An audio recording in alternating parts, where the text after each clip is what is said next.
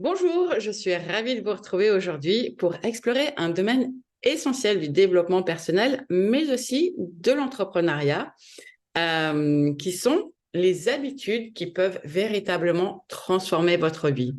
Oui, nos habitudes peuvent nous servir ou nous desservir. Et donc, dans cette vidéo, en fait, nous plongerons dans dans les principaux concepts de la psychologie du changement et de la formation d'habitudes.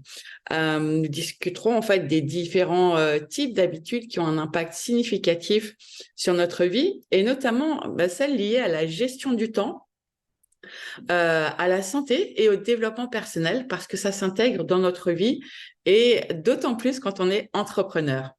Ensuite, je vous offrirai à la fin, si vous restez jusqu'à la fin, je vous offrirai des conseils avancés sur la manière, en fait, d'intégrer progressivement de nouvelles habitudes dans votre routine quotidienne. Donc, préparez-vous à découvrir comment les petites actions quotidiennes peuvent avoir un impact énorme sur votre vie.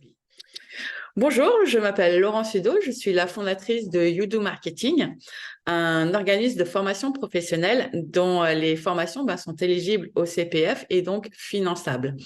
J'accompagne des salariés qui veulent réussir leur transition de vie à créer une entreprise, une activité professionnelle sur mesure et alignée grâce à une stratégie efficace, un positionnement réussi et une visibilité authentique. Donc voilà, c'est fait pour moi. Revenons au sujet de notre vidéo aujourd'hui, qui sont donc comment est-ce que on crée des habitudes qui peuvent transformer notre vie. Donc tout d'abord, quels sont les principaux concepts de la psychologie du changement? Donc tout d'abord, il y a ce qu'on appelle le cycle de la formation d'habitude. Donc, ce cycle de la formation d'habitude, c'est une structure clé qui sous-tend notre capacité à créer et à maintenir des habitudes. Donc, il se compose en fait de 3 étapes interdépendantes. Un, il y a le déclenchement. Tout commence par un déclencheur, un déclic, une situation, une émotion ou un événement en fait qui signale à votre cerveau qu'il est temps d'agir. Bon, par exemple, vous avez l'habitude de grignoter devant la télé lorsque vous vous sentez stressé. Le stress devient votre déclencheur.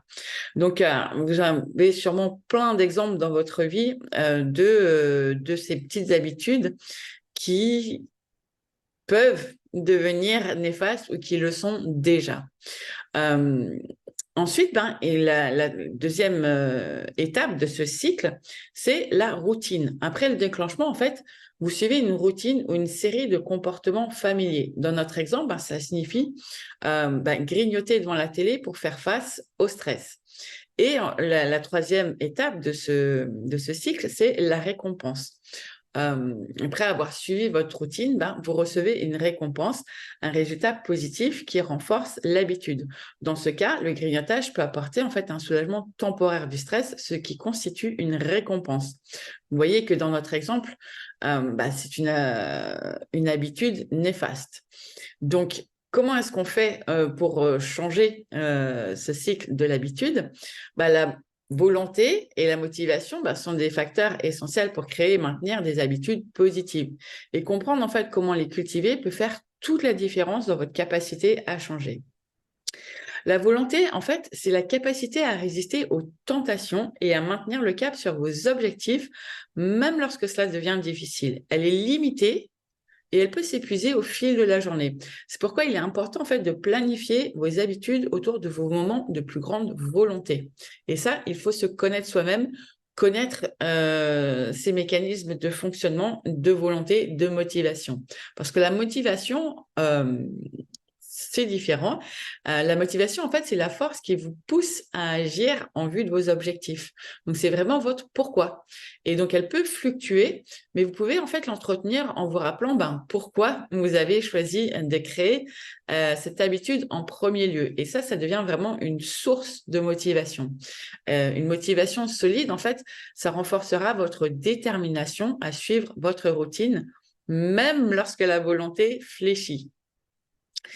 Donc maintenant, en fait, je voudrais nous pencher sur les types d'habitudes qui ont un impact significatif sur notre vie. Donc, tout d'abord, la première catégorie sont les habitudes de gestion du temps. Nos habitudes de gestion du temps, elles sont essentielles en fait pour optimiser notre productivité et notre efficacité. Donc, je vous donne quelques exemples.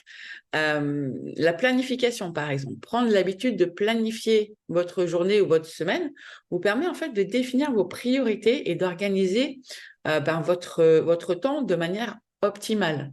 Vous savez, c'est tous ces moments où on se dit, je ne sais pas où est passé le temps on m'a filé entre les doigts. Tout ça, en fait, sont des comportements lorsque l'on n'a pas l'habitude, en fait, de planifier son emploi du temps, ses heures, sa semaine, sa journée. Un deuxième outil, c'est la gestion des tâches. Donc, utiliser en fait des méthodes de gestion des tâches comme la to-do list, par exemple. Oui, la to-do list, voilà, votre checklist, je ne sais pas comment vous l'appelez, mais ça peut vous aider en fait à rester organisé et à accomplir en plus ou moins de temps. Et c'est surtout en fait le troisième concept, la priorisation, qui est le concept d'apprendre à identifier les tâches les plus importantes et à les traiter en premier, ce qui vous permet en fait de maximiser votre efficacité et surtout ce sentiment d'avoir fait quelque chose de positif, de productif de votre journée. Le deuxième type d'habitudes sont les habitudes de santé. Et les habitudes de santé, en fait, elles sont cruciales pour notre bien-être général.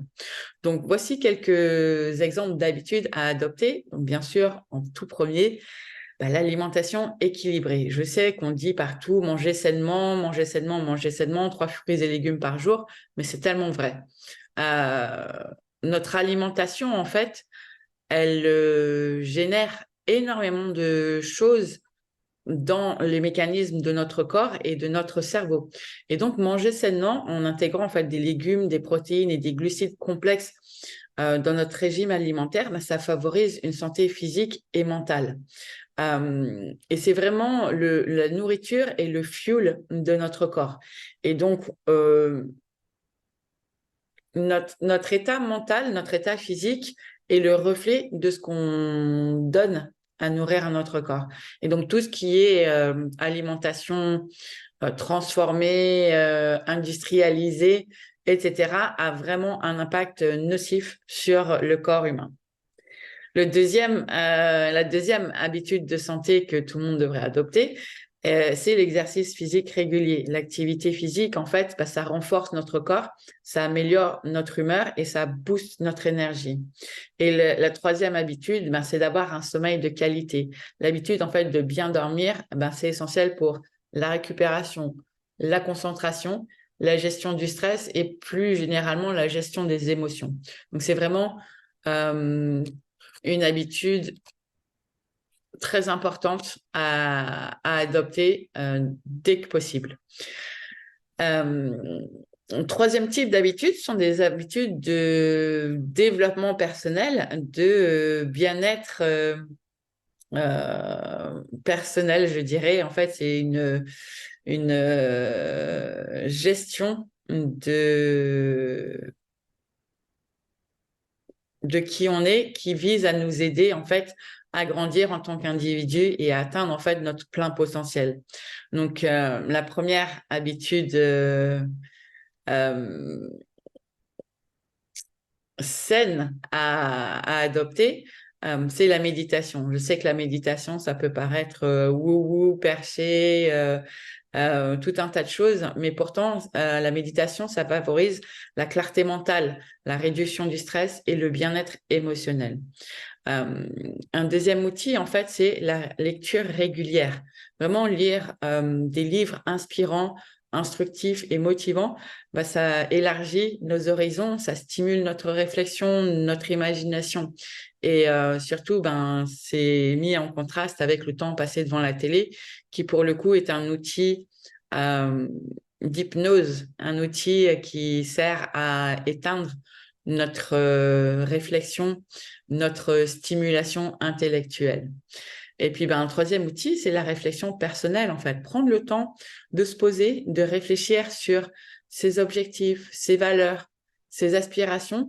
Tout ça, peut nous aider à orienter notre vie vers ce qui compte vraiment. Voilà, maintenant que vous avez une compréhension solide de ces types d'habitudes, que vous êtes prêt à commencer à les intégrer dans votre vie quotidienne, je vous assure que si vous prenez une seule de ces habitudes par catégorie, elles peuvent vraiment transformer votre vie en profondeur. Mais encore une fois, cela nécessite de la persévérance et de la constance. J'espère que cette vidéo vous a plu. Si vous avez des histoires personnelles ou des conseils à partager, n'hésitez pas à le faire en commentaire sous cette vidéo. Et puis, ne manquez pas nos prochaines vidéos sur tout un tas de sujets sur l'entrepreneuriat, mais aussi le mindset dans l'entrepreneuriat et l'humain dans l'entrepreneuriat. Et si vous avez envie de vous lancer, vous retrouverez toutes les coordonnées sous cette vidéo. Et je vous dis à bientôt et prenez soin de vous. Ciao, ciao!